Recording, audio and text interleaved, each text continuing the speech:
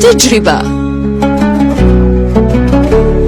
للإنجاز مسار، وللفكرة بناء، وللمعنى مراجعات وفهوم.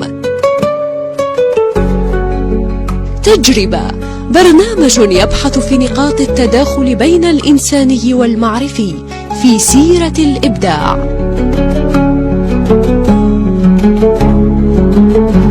تجربة، إعداد وتقديم عبد الرزاق جلولي.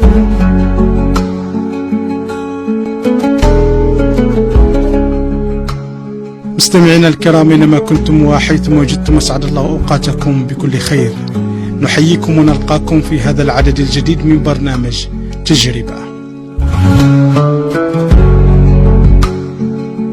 حينما يصنع لك القدر منعرج الحياة وتخط تفاصيل حياتك راغبا أم مرغما في بداية لم تخترها، بل وجدت نفسك فيها، فيخامرك الحلم بما هو أحسن ومما ليس متاح لظروف تحيط بك وتكابد حيثياتها. وهنا تتجسد لحظة الشقاء، إما شقاء الاستسلام لواقع جل ما يطلبه توفير القليل وأن تحيا في خانة المفعول للفاعل، وإما مواجهة هذا الشقاء بشقاء السعي ومطاردة الحلم وفتح طرق النجاح وفرض الذات وترك الأثر والبصمة الدالة عليك، فتختط لنفسك السبل والمسارات وإن كانت وعرة ومليئة بالجراح. الكاتب والأديب والإعلامي عبد العزيز بوشفيرات، طفل الحرب أثناء ثورة نوفمبر التحريرية، وعي تشكل على فكرة الجهاد والنضال والتضحية، طفولة خطت فيها قساوة الحياة خطوطها العريضة، ورسمت فيها الروح أيضا آمالها الكبيرة وحلمها اللامتناهي، حلم وطن، حلم جيل، حلم الحرية وما أقدسه من حلم. ثم بعد ذلك حلم أن تكون شاهدا وأن تكون فاعلا وأن تمتلك ناصية الإبداع وتعيد الحالة في أقرب تجلياتها لتبقى حية قريبة من الروح والفكر، وأن تخلق ديمومة الشعور بنعمة الوطن ونعمة الحرية. عبد العزيز بوشفيرات وهو يكتب مع طيوره معزوفة الأرض والسماء، أو يلاحق نجمة الساحل، مختزنا شموسا من الذاكرة من جيجيلا بجمالها المتفرد، من قسنطين وروح المدينة الجزائرية إلى العاصمة، والانخراط في حياة يصفها البعض بأنها كانت تعج بالثقافة والنقاش الإبداعي، يختزل لنا سيرة إنسان جزائري عاش تفاصيل تحولات جزائر الاستقلال بالأحلام الكبيرة وبالخيبات الكبيرة أيضا، وبين الشارع الذي كان عامرا بالمحبة ثم في لحظة ما انقلب إلى حال الصراع والبغض والعنصرية والعنف. وفي كل هذا ذات جزائرية تلملم قطعها الأصيلة، باحثة عن صورتها الكاملة المشرقة الممتدة في تاريخ عريق، والباحثة عن مستقبل يليق بقدرها وعظمة حضورها. تجربة وطن في تجربة إنسان. الكاتب والأديب والإعلامي عبد العزيز بوشفيرات، الشاهد والمشهود في برنامج تجربة، ومرحبا بكم.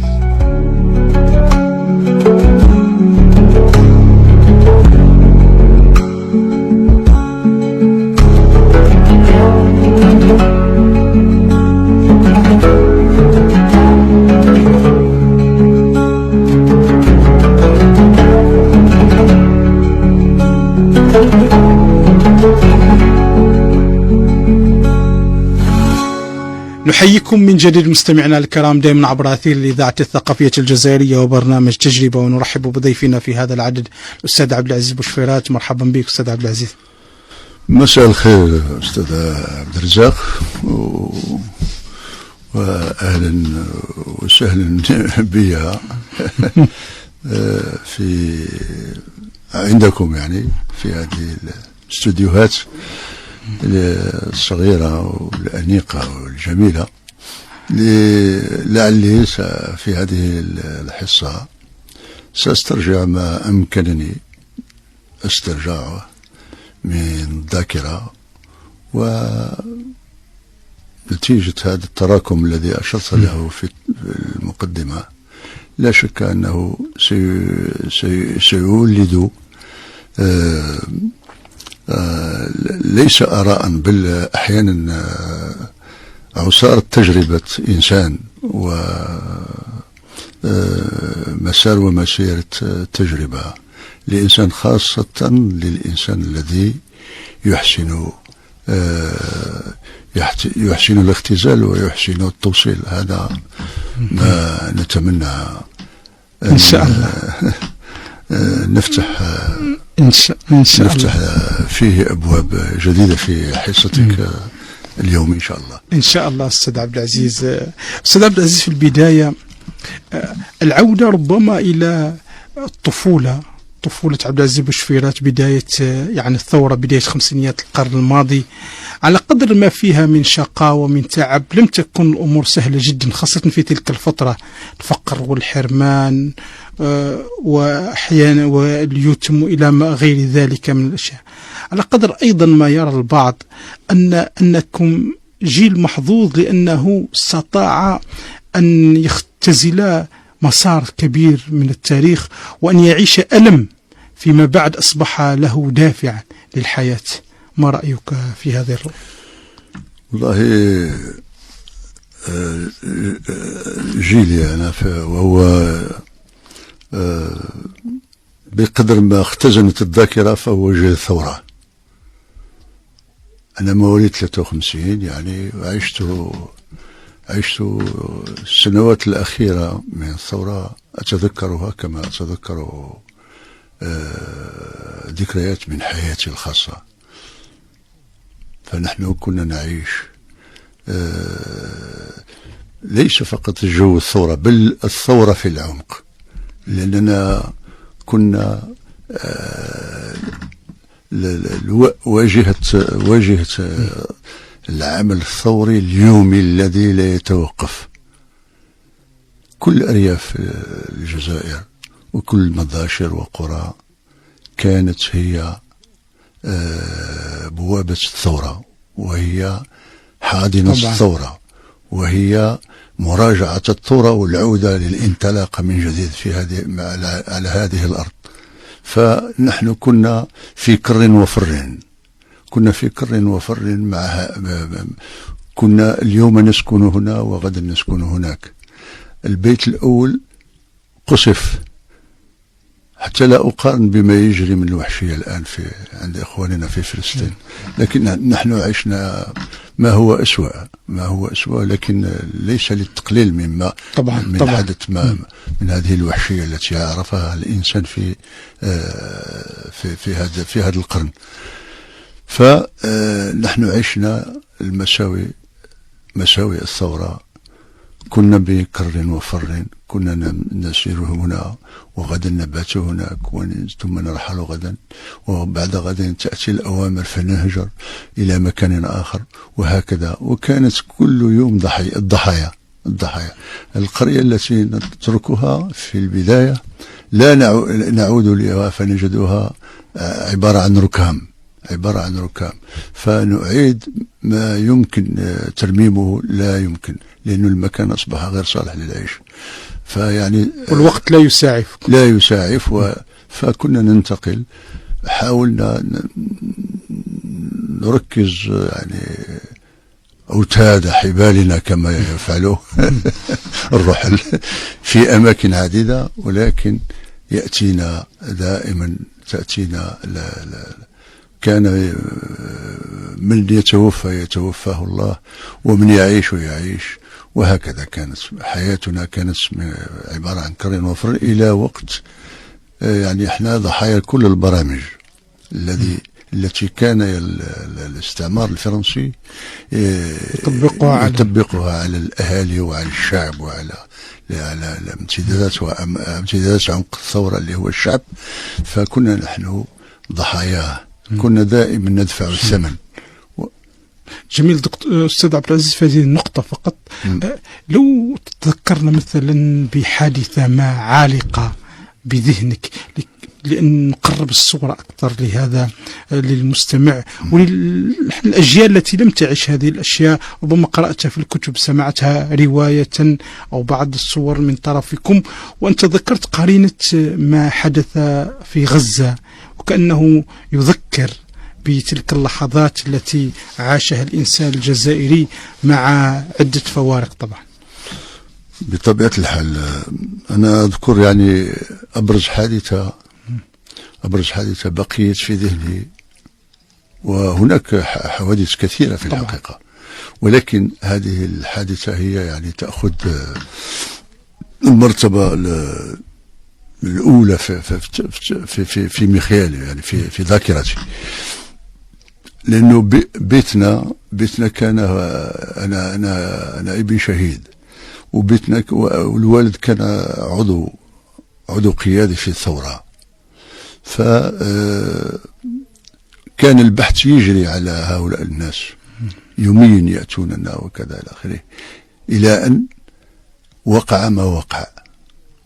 فعدنا إلى بيتنا آخر، فجاءوا في النهار مثلا، أتذكر هذه الصور، جاءوا في النهار ب3 طائرات هليكوبتر وأنزلوا، وقع فيه إنزال، وكان أحد المجاهدين قد جاء لتوه ليأخذ ما أوصي بأخذه من مؤونة ودواء وكذا إلى آخره، لأنه بيتنا كان يأوي هذه الإعانات، وهو نقطة مرور المؤونة، نقطة مرور المعلومات، نقطة مرور.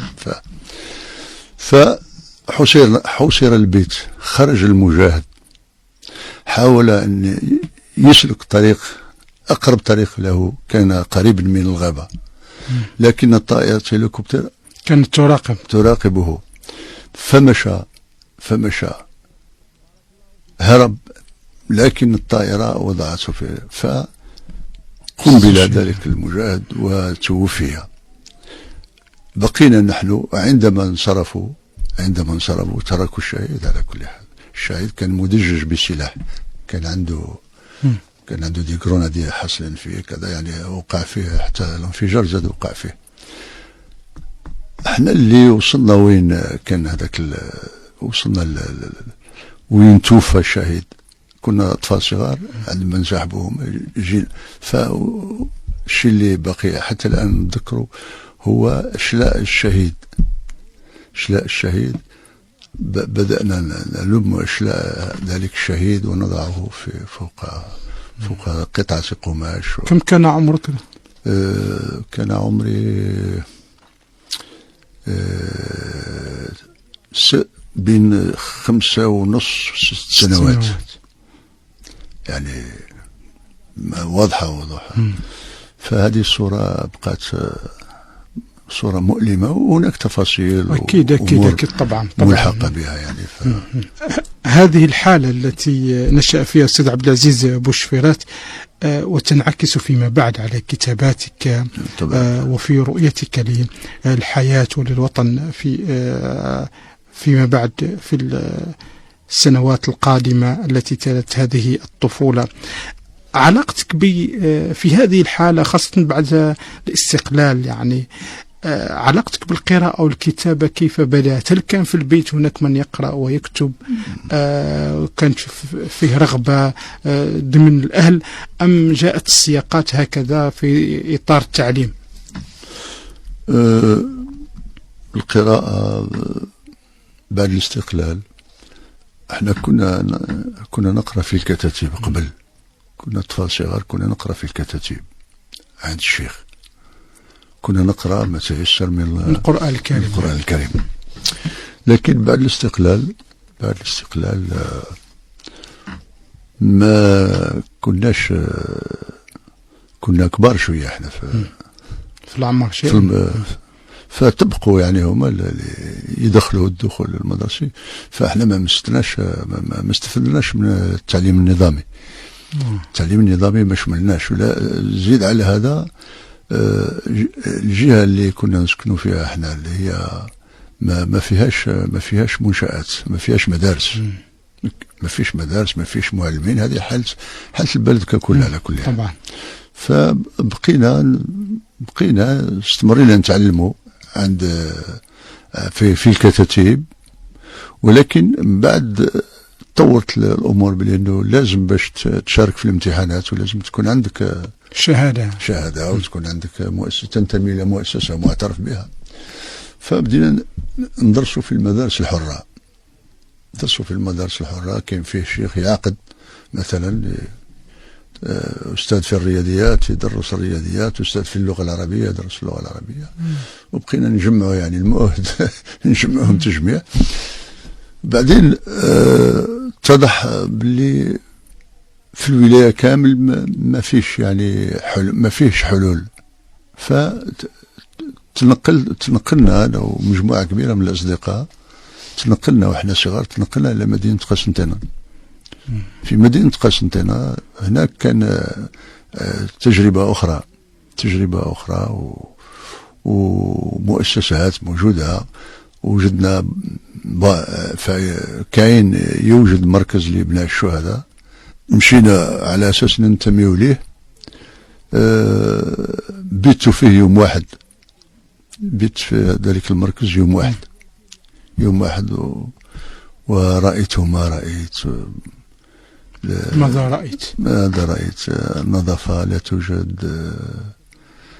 هؤلاء الأطفال اللي جاءوا من مرضى ويصرخون في الليل لا ينامون كذا، يعني واقع مخلفات أيام الثورة ولا كذا. فحدثت العائلة، قلت لهم لا، أنا لا يمكن، ما نقدرش نوصل، سواء إما أن نعود إلى بلدتي أو نواصل حر في أماكن أخرى. فطلبت منهم أن يغطوا لي جزء من النفقة تاع الإقامة في فندق، وهي إقامة يعني ماهيش زهيدة، ماهيش غالية، في وسط مدينة قسنطينة.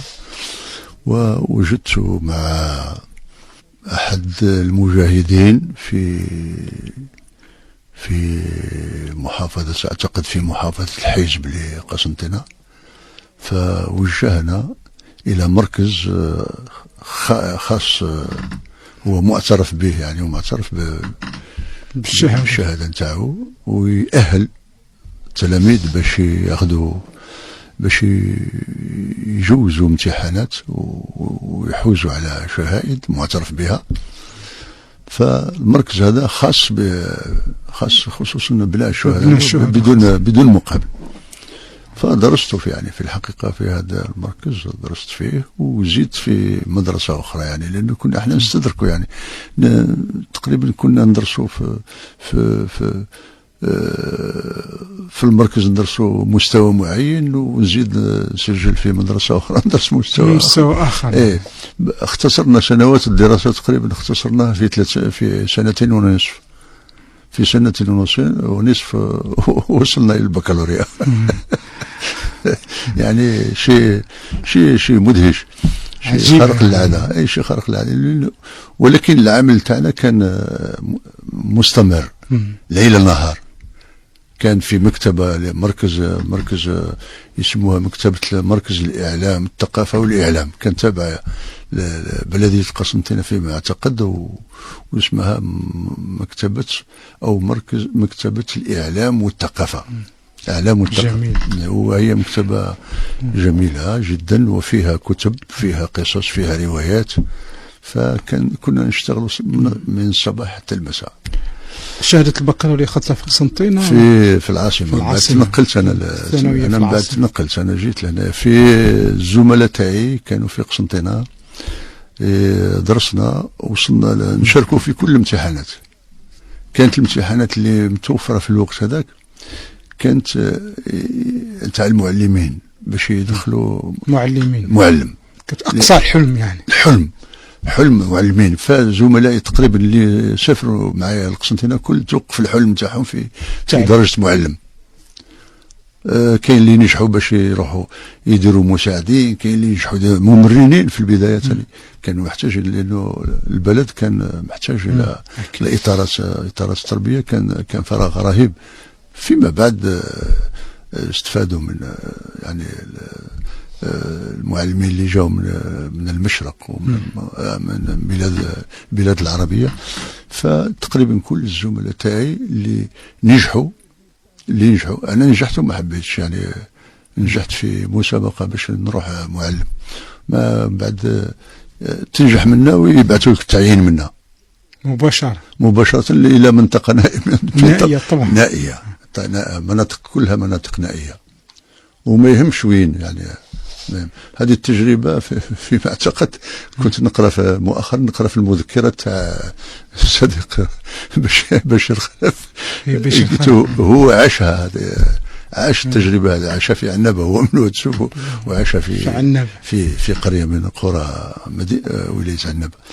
فأنا كان عندي تصور آخر، يعني بعد ما نجحت وفكرت نروح ما نروحش، جاتني فكرة الانتقال للعاصمة، إتمام الدراسة وفي العاصمة بطبيعة الحال هذا حديث آخر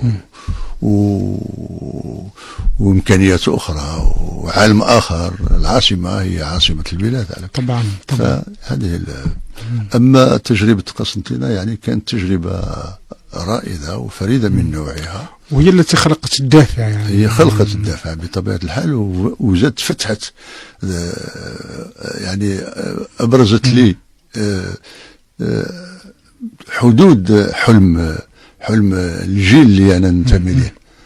كان حلمهم أنهم يكونوا معلمين. أنت كان حلمك أكبر؟ كنت نشوف أنا من البداية كنت نشوف باللي التعليم ممكن يكون مرحلة، ولكن في طموح كان أكبر من ما هو الشيء الذي جعلك تتميز ربما عن أقرانك وزملائك؟ هل كان هناك تأثر بشخصية معينة؟ هل قرأت شيء معين؟ هل هناك إنسان ما أثر في شخصية عبد العزيز بوشفيرات؟ والله ما عندي حتى واحد أثر فيها. كان عندي، كنت في البلدة تاعي قبل ما نسافر إلى قسنطينة، كان عثرت مرة بالصدفة على ديوان واحد من الأصدقاء هكذا وما يقراش مليح، قال لي نعطيك واحد الكتاب تقراه. نشوف كتاب جميل جدا مطبوع يعني، وعندي ذكريات مليحة كنذكرون. الكتاب هو ديوان شعر، أغاني عاشق من أذكريني يا إفريقيا، أغاني عاشق من أذكريني يا إفريقيا. هذا الشاعر السوداني الكبير محمد الفيتوري. وهي يعني غنائيات من أروع ما يكون. في هذا الشاعر هو شاعر كبير في الحقيقة، وما خداش يعني ما خداش حقه، يعني ما خداش حقه. السودان مظلوم في كل في المشهد الأدبي العربي ككل. يعني مظلوم، السودان مظلوم. الوحيد اللي استطاع يخرج السودان هو الطيب صالح، وانا تلاقيته ونتعرفه، تعرفت عليه وتناقشت معه وجلسته وكذا الى اخره، وجا الجزائر عدة مرات. فديوان الفيتوري هذا فتح عيني على عالم، يوجد عالم بديل للعالم اللي نعيشه، أكبر مما نعيشه من بؤس وشقاء وإلى آخره، ومحدودية وصراع. جميل. ذهابك العاصمة، هل كان حدودك العاصمة أم كان هناك حلم ما أكبر أيضا من العاصمة ومن الوطن؟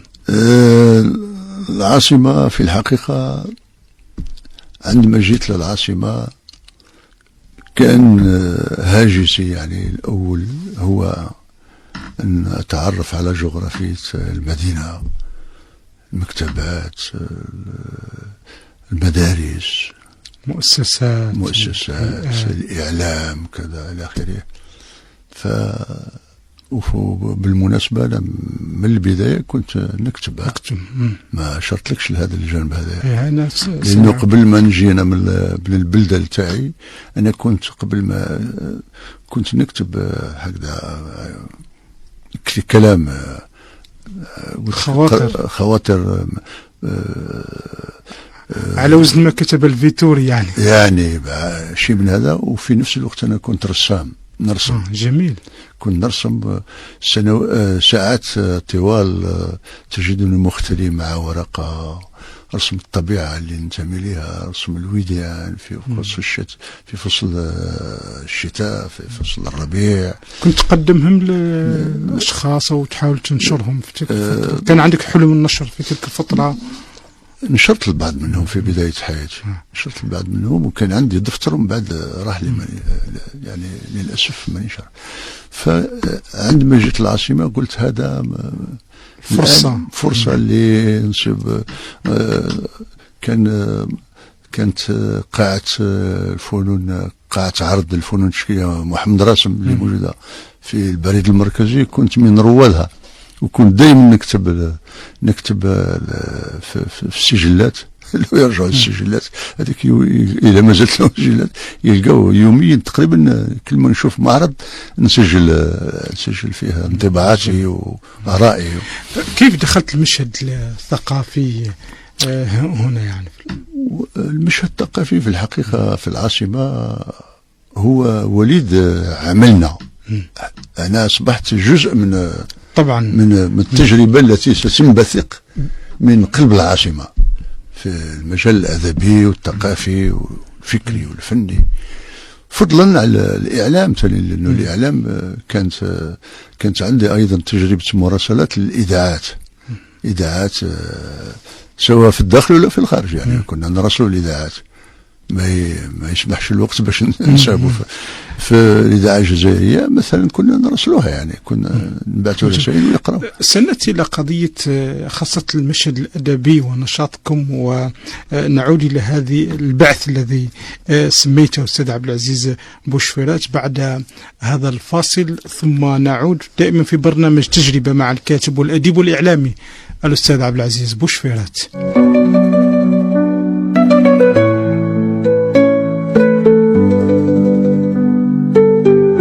تجربة، للإنجاز مسار، وللفكرة بناء، وللمعنى مراجعات وفهوم.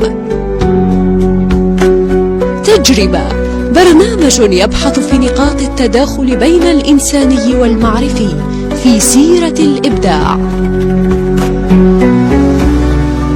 تجربة، إعداد وتقديم عبد الرزاق جلولي.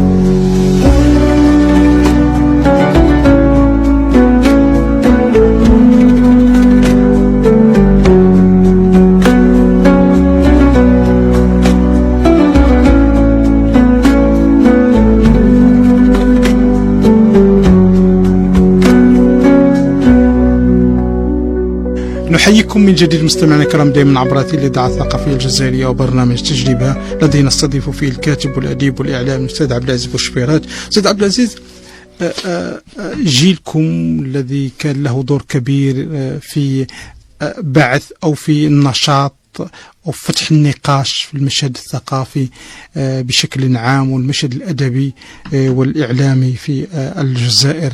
العودة إلى هذه التفاصيل، يعني عملية البعث التي ذكرتها، ماذا تقصد بها بالضبط؟ هو البعث يعني مش بالمفهوم اللي البعث هو مش البعث الحزب ولا طبعا لا، ولا اشخاص ولا اطارات ولا هذا بعيد. يعني البعث من ناحيه كلمه يعني لغويا بعث يبعثوا، يعني انشاء ينشئ، او يعني القصد نتاعي كانكم نفس الجديد الذي ربما في شيء من قطيعه او في شيء من نفس اخر. ميلاد أحسن من البعث. فإذا النشاط الأدبي بدأ في الحقيقة خلاياه الأولية بدأت تتأسس في العاصمة في الحقيقة في المجال الأدبي.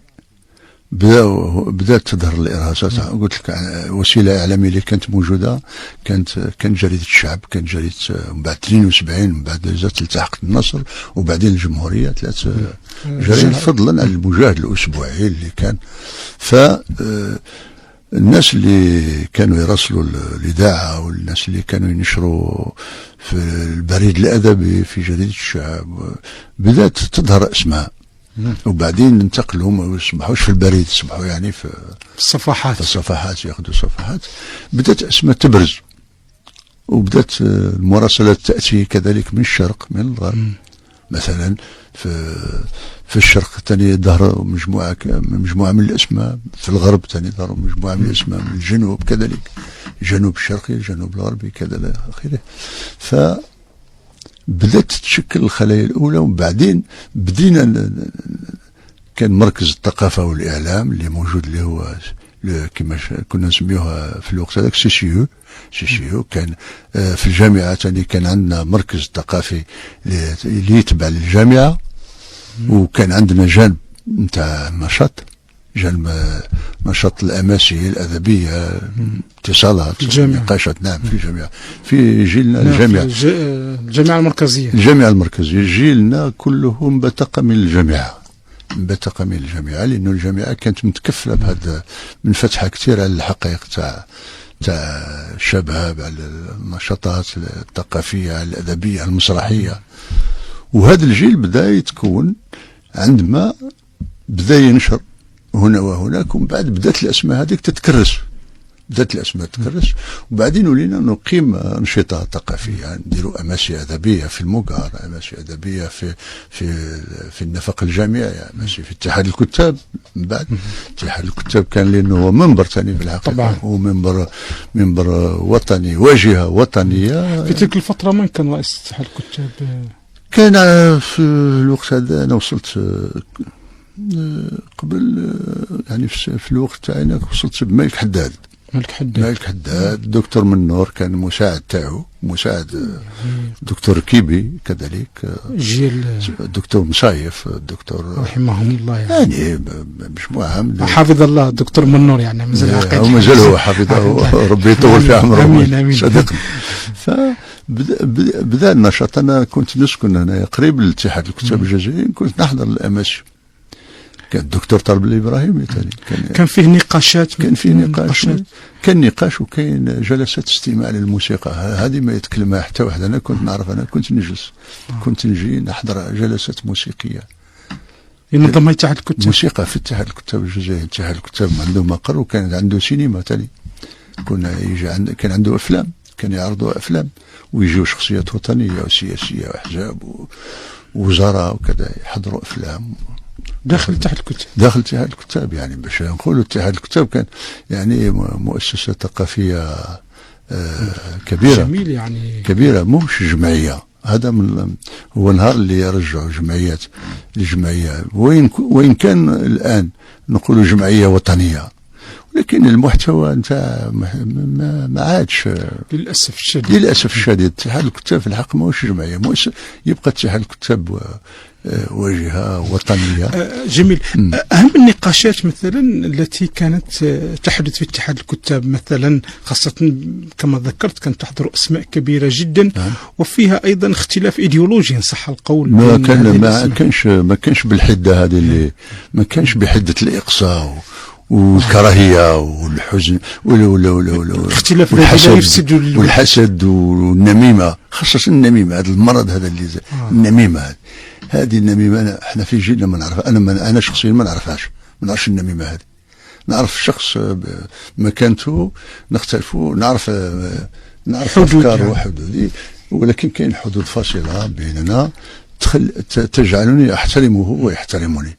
اما هذا قطيعة الذي يكلمك في الصباح بشيء وينقلب عليك في المساء بشيء، هذا في الحقيقة أنا لا أعاشرهم ولا أعترف بهم حتى في أصبح المشهد الثقافي هكذا اليوم. هكذا هذا هو المرض للأسف. وبدون ما يعالج، كل واحد يعالج نفسه، ويرتقي يحترم الذاتيه تاعو هو كانسان، والذاتيه تاعو كمثقف، والمهام اللي هو يمثلها ويتكلمها ويكتبها يشخصها في اولا على شخصه نفسه، ما يتكلمش على، لانه اذا كان هو الكل يدعي انه نبي يعني او يدعي الكمال، يدعي الكمال، ولكن في الحقيقه في الممارسه شيء اخر. لا، هذا ما انا عشت مع الجيل هذا، الجيل الاول كان كبيرا باخلاقه قبل علمه، باخلاقه وعلمه، وكان النشاط الذي كان يقام، وبقى يعني في الحقيقه حافظنا على هذا بعد ما جينا احنا وصبحنا في الاتحاد يعني كقوه فاعله مؤثره، حافظنا على هذا القيم المستديره هذه في عهد من نعم. في الاتحاد. لا، اخر شيء يعني انا حكمنا انا كنت عضو خمار يعني مع خمار ايضا، مع الزبيري كذلك اشتغلنا، وان كان حدثت لانه الزبيري جاء في فصل في وقت تطاحن سياسي، في وقت انفتاح سياسي وكذا الى اخره، كان فيه نوع من اختلاط الرؤى والمفاهيم، ولكن كرجل كشخص يعني كانت اشياء تحدث عنده كنا هي امتداد للقيم النبيله اللي كانت موجوده في اتحاد الكتاب، حتى عند الدكتور ابو عمران الشيخ عند نفس الشيء، وان كان كنا احنا في وقت العنف في وقت ابو عمران كان العنف هو السائد في البلد، ولكن قمنا بادوار. انا كنت في هذه الفتره يعني فترة من أصعب الفترات طبعا، وكنت أدفع حياتي ثمنا لموقف قمنا بإنجازه، وكان هو الموقف الذي سار فيما بعد، حينما طلب منا يعني نتخندق في جهة معينة من الجهات المتطاحنة، فأنا شخصيا قلت لا، أنا لا أساند لا هذا ولا ذاك، لأن ما يجري الآن هي مثل ما هو ما يجري في أسرة واحدة، واحد في اليمين وواحد في اليسار وواحد في العنف وواحد في كذا، فمع من تريدني أن أقف يعني؟ فطرحنا هذا، فتحنا باب التفكير الهادئ يعني المثقف كان أزحنا الجنون. جميل. أزحنا الجنون الذي كان محتكما، يعني مخيما، ماشي محتكم، مخيما ومحتكما إليه في الواقع، لأنه كان التفكير هذا هو تاع العنف تاع صايل للأسف. الواحد يعني ليش فالإنسان يتوقف ويشوف يعني يتريت. جميل. نعود إلى الكتابة أستاذ عبد العزيز في هذا السياق. أنت كنت تكتب القصة وكتبت الرواية، وإضافة إلى الجانب الإعلامي حضورك كقلم إعلامي أيضا، وأدب الأطفال. في الكتابة في حد ذاتها ربما أعود إلى دائما المهد الأول التي كان لها تأثير كبير، وكأن الأستاذ عبد العزيز بوشفيرات أراد أن يعود يؤرخ أو أن يصنع حياة جديدة مر بها ولكن إبداعيا، ويؤرخ لمسار المجتمع الجزائري. ما هي النقاشات التي نوقشت فيها كتاباتك مثلا حينما كانت تصدر وتخرج للنقاش؟ يعني أنا أثرنا في البداية شوية في بداية الحديث على بداية نشاط اللي حدثناه في العاصمة، اللي هو حياة ثقافية، بعد كما قلنا ولا ميلاد نشاط عمل ونشاط ثقافي. فكانت القصة القصيرة هي اللي كان زمن القصة وازدهار القصة، وبرعنا في القصة ووصلنا بها إلى مستويات وجدت لك قصص يعني في الكاتب العربي، مجلة الكاتب العربي التي كانت تصدر في سوريا، كاتب العربي في سوريا، في العراق، في مصر، فبدأوا حتى هناك كتب ودراسات تنجز عن كتابتنا وعن علاقتنا، وأصبح البلد تقريبا هو كما سموه في ذلك الوقت هو مكة الثوار. فكل المثقفين الكبار العالميين كلهم جاءوا إلى الجزائر. الجزائر. كانوا جاءوا إلى الجزائر وجلسوا في مقهى لوتيس وأقاموا أنشطة في المجار، وجاء درويش وعقد أول أمسية شعرية له في قاعة المجار. في أي عام تتذكر؟ في أعتقد 68 69 ولا 70. بكر. أول أمسية يعني ما خرجش، هذاك أول خروج له من، وجابوه بطرق ملتوية باش خرجوه من فلسطين قبل مدح الظل العالمي. قبل.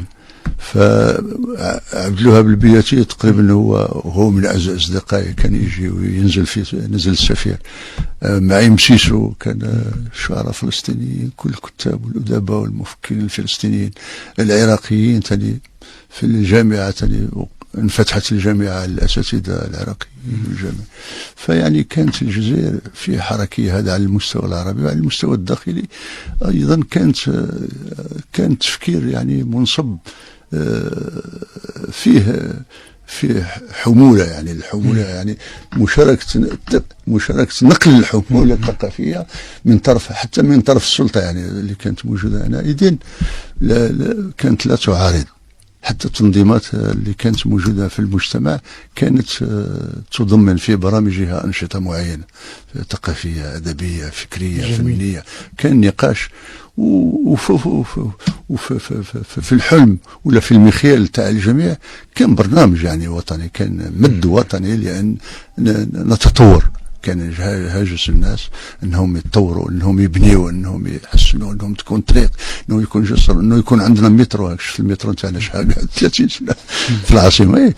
يعني في هذا المد هذايا جاء الحد بعدين قال العاصمه، فكان الامتداد، تأسيس الامتداد للعمل الثقافي في خلق منابر ثقافية، مهرجانات، كل ولاية بخصوصيتها. وهران عندها خصوصية، سعيدة عندها خصوصية، تلمسان عندها خصوصية، قسنطينة عندها خصوصية، عنابة كذا. الولايات الأخرى حتى الولايات الصغيرة اللي كانت يعني نامية جاية فكان العمل تقريبا فيه انسجام، فيه تناغم، فيه تفكير. فعندما تصدر فكرة وتكون جيدة ويطلب من الجميع تقبلها ولا جميل، فيكون تجاوب. أين وقع الخلل؟ الخلل هو شعور الناس بتراجع، باستهداف الحلم الكبير. أحسوا بأن فيه خذلان كبير. نحن الآن بصدد يعني نقولوا لنعيد ترميم ما يمكن ترميمه، وينبغي أن تتوفر لدينا شجاعة ذاتية أولا مع أنفسنا. وإذا أردنا أن نعيد للساقية ماؤها، وللوادي جريانه، وللأحلام أحلامها، وللجزائر أرضه وحبه لها، فعلينا أن نعيد ما أرادوا أن يسلبوه منها. بماذا؟ بالقوانين. علينا أن نؤسس لجان حكماء لتعيد النظر في الأمور التي مست بالعمق الجزائري، ومن وقتها سنعيد اللحمة إلى. أنت ترى أنه لا يمكن الحديث عن مشهد ثقافي ما لم يكن مصحوبا بمشروع إنسان جزائري أو مشروع مجتمع جزائري؟ مشروع مجتمع جزائري بدأ، هو حلم الشهداء وسيبقى طبعا، وسيبقى حتى ولو كان الآن، حتى لو وقعت انحرافات بدرجات معينة ب30 و40 و50 60 70%، سيبقى الحلم هذا حتى تعاد، حتى نلغي 70% من الانحرافات إن شاء الله. هذا ما نرجوه. هذا هو. وهذه الأمور هذه في ناس حكماء في البلد يعرفون أين الخلل. علينا أن ننفتح علينا أن ننفتح على تقبل الرأي الذي يشير إلى موطن الداء. الشجاعة مع الذات. الشجاعة مع الذات. وبهذا سنختصر ما يمكن أن نختصره من المعاناة التي تنتظرنا. علينا أن نختصر المآسي والأزمات بشجاعة، بموقف شجاع مثل هذا. سنربح الشيء اللي ممكن نربحه على 4 ولا 5 سنين ولا 10 سنين الأمام، نربحه في ظرف وجيز إن شاء الله، في ظرف وجيز برجاله وأطفاله ونسائه ومجتمعه ككل. هذا ما نرجوه أستاذ عبد العزيز دائما. عودة إلى ربما بعض الأسماء الثقافية في علاقتك بها، بعض الأسماء الثقافية خاصة في تلك الفترة، وأنت يعني قابلت أسماء كثيرة تقريبا يعني من الجيل الأول إلى اليوم أستاذ عبد العزيز. ما هي الأسماء أو بعض الأسماء التي سواء جزائرية أو عربية التي أثرت فيك أو أثرت معها نقاش ورأيت منها رؤية لم تفهمها في تلك الفترة ثم فهمتها بعد زمن، يعني رأيت فيها الحكمة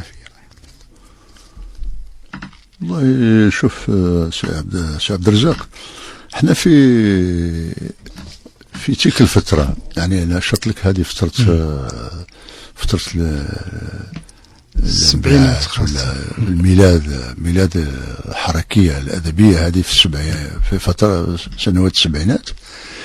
النقاشات كانت مفتوحة في الحقيقة. النقاشات كانت مفتوحة ولكن الشيء اللي يخلي هذه النقاشات محفوظة هي خروجها كان من الجامعة. هي الجامعة كانت الحاضنة، كانت تلعب دور الجامعة، كانت تلعب دور. يعني الجامعة هي المنفتحة على كل الحقائق الوطنية، في المجال، في الاقتصادي، في المجال الاجتماعي، في المجال التاريخي، في كل ما في الفروع الأخرى في التاريخ. تلقى الجامعة كانت الجامعة فيها محاضرات، فيها نقاشات، والمؤرخين الكبار دكتور أبو القاسم سعد الله وهم أبو القاسم خمار وكانوا الجماعة اللي كانوا كلهم كانوا في هذا السياق، حتى في الجغرافيا، حتى في كل العلوم، في كل العلوم كانت. فاحنا في الجانب الأدبي كانت عندنا في الحقيقة من بعد كان عندنا الاتحاد الكتاب كهيئة نظامية، يعني عضوية المبدع في اتحاد الكتاب الجزائريين هي يعني طبعا كانت عندها قيمة كبيرة. وكانوا الناس اللي يرأسوها أنئذ ما يمدوش عضوية كاملة للشاب أو الكاتب، يعطيوه عضوية مشترك ومن بعد وعضوية كاملة مشترك، يعني يلاحظ لا ينتخب ولا كذا ولا يترشح. شايف المسؤولية كيف؟ ولكن يشارك في كل الأنشطة، يستمع، يناقش كذا إلى آخره. ولكن في المناصب الرسمية ومناصب المسؤولية هذه حتى أن يأخذ عضوية عامل. عندما يصبح عضو عامل يعني له الحق في حاجتين: يترشح ويصوت ويترشح، يعني أصبح قابل للمسؤولية. شايف كيف يعني موش اتحاد الكتاب باش تفتح قوس تقول انت ما يطلبه كيفاش المشاهدين والمستمعين للاسف الشديد ما يطلبه المستمعون. لا مش هذا اللي حبيت نقوله، يعني الزملاء واصدقاء اللي مازالوا من جيلي وحتى الاجيال اللي جات لاحقا. يؤلمك كثيرا احيانا حينما ترى بعض النكران من بعض الفاعلين الثقافيين اليوم للاجيال التي سبقت؟ كيف ما يؤلمني كثيرا بعض النكران والجحود مما تراه من بعض الفاعلين. يؤلمني كثيرا. اقرا احيانا في منصات التواصل الاجتماعي ارى واعرف، أنا أرى وأعرف لأنني عارف. فنوجد بعض الآراء يعني تتحامل تحمل على جيلكم. تتحامل على جيل كامل اللي هو جيل المعاناة وجيل النضال وجيل التأسيس وجيل يعني كما قالوا الأب في الأسرة يقول له خليتها لكم كذا كذا وتجيو انتم تلعبوا بها كذا. فهمت كيفاش؟ عندما توجد الآراء يعني تحاول تبسط رأي مغالط وموش نقدي، خاطش نقدي يتطلب منهجية ويتطلب آراء ويتطلب حصافة موضوعية ويتطلب يعني نحكموه ولا نوضعوه تحت المقاييس الأكاديمية. ممكن خذ أدرس دراسة أكاديمية وخضع تجربة إلى دراسة أكاديمية واخرج بنتيجة. ولا واحد يروح لهذه للأسف، ولا واحد يروح لهذه يجيبوا للأحكام المسبقة، أحكام شخصية مسبقة ذاتية حوسه، لأنه يجربوا قريب يعني يقولوا له قريب يقولوا يا الموت عجل بقتلهم وإنهائهم ليتسنى. لا كل جيل على كل حال هو كل جيل عنده دوره، عنده مساهمته، عنده خصوصياته، والعمل أو الأثر اللي يبقى أحب من أحب وكره من كره. العمل الأثر اللي يبقى هو الأثر اللي يفرض نفسه، وموش بالضرورة أنك تكتب مئات الكتب كذا باش تخلد. لا، ممكن تكتب عمل أو اثنين أو ثلاثة فقط. وهذه نفتح قوس عليها. كل التجارب ونعطيها يعني بدقة، إحالة بدقة. هل أرجع الآن للجامعات، كل مراكز الجامعات ومراكز الجامعات على المستوى الوطني، لا أدري كم عدد الجامعات وهي كثيرة على كل حال. روح لشهادات التخرج تاع الطلبة، مذكرات ليسونس، مذكرات ماستر، مذكرات دكتوراه، كلها تجد كلها على هؤلاء تقريبا. فهمت؟ عمار بن الحسن توجده، هذا الشريف. أنا مثلا نعطيك العمل تاعي عشرات مئات الرسائل، ادخل إلى جوجل واطلب الرسائل يعطيك مئات. يعني هذا هو الاحتضان. نروحوا للتجارب الإنسانية. في إيطاليا دونتي كتب كتاب واحد خلالهم كوميديا الإلهية. في روسيا كاين أنطون تشيكوف خلالهم في القصة القصيرة. في مصر كاين محمود تيمور. في أمريكا وزيد راح القارة أخرى. في أمريكا كاين إدغار ألان بو هو اللي خلى أول من كتب. طيب صالح ذكرته موسى يعني نعم. طيب صالح في السودان وهو والسودان مغيب مثلا، مغيب، ولكن طيب صالح خلى موسم الهجاء الشم أغاني عاشق من أذكرني يا أفريقيا لن يموت. هذا الآن نقرأ عليه دراسات الآن حديثة. الفيتوري من أعظم الكتاب في السودان، من أكبر. والآن هذا وين بدأوا يكتبوا عليه، خاصة الإخوة في لبنان. عندي واحد صديقة في منصة التواصل الاجتماعي، صديقة ودارسة وكذا، عندها كل التفاصيل على الفيتوري وناشرات تنشر له أعمال وكذا الآخر. فيعني احنا لازم هذا الروح تسود.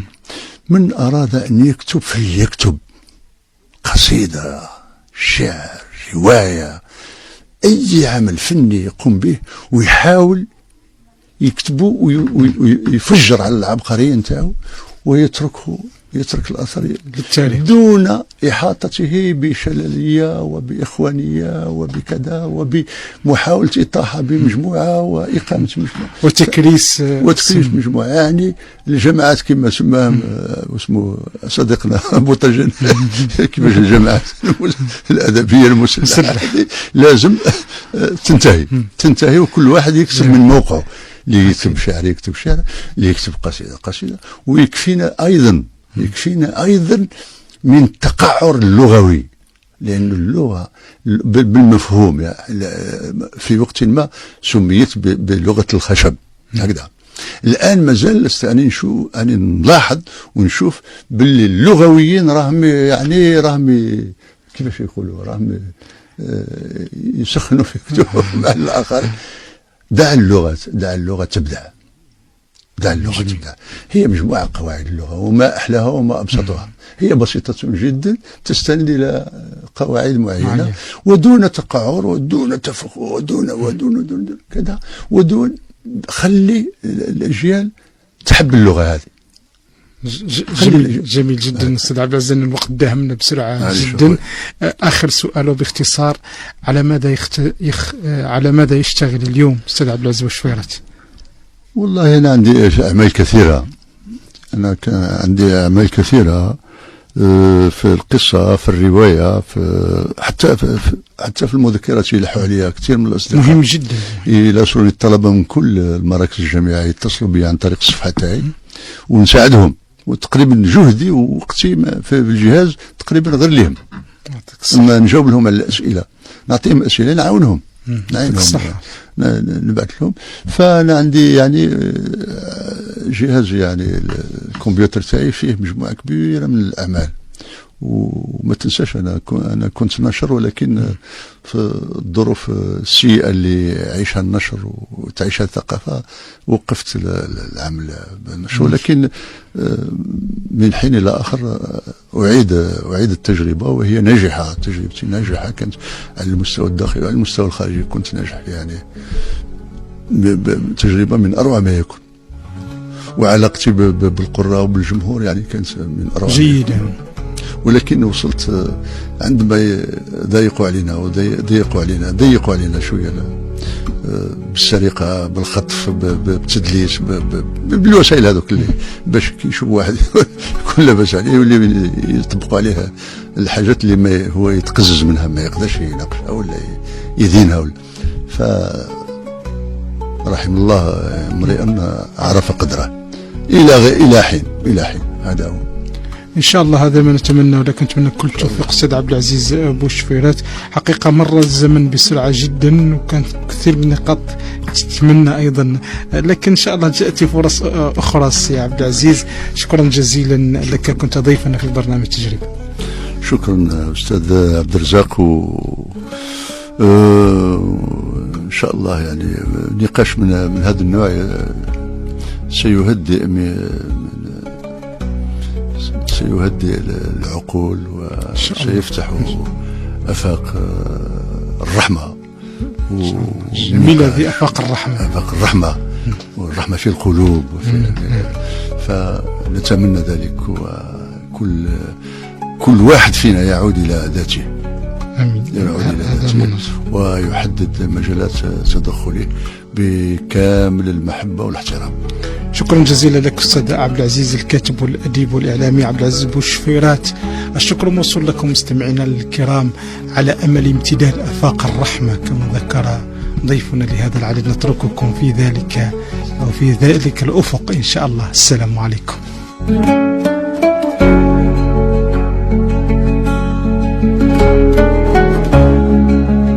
تجربة للإنجاز مسار، وللفكرة بناء، وللمعنى مراجعات وفهوم. تجربة برنامج يبحث في نقاط التداخل بين الإنساني والمعرفي في سيرة الإبداع.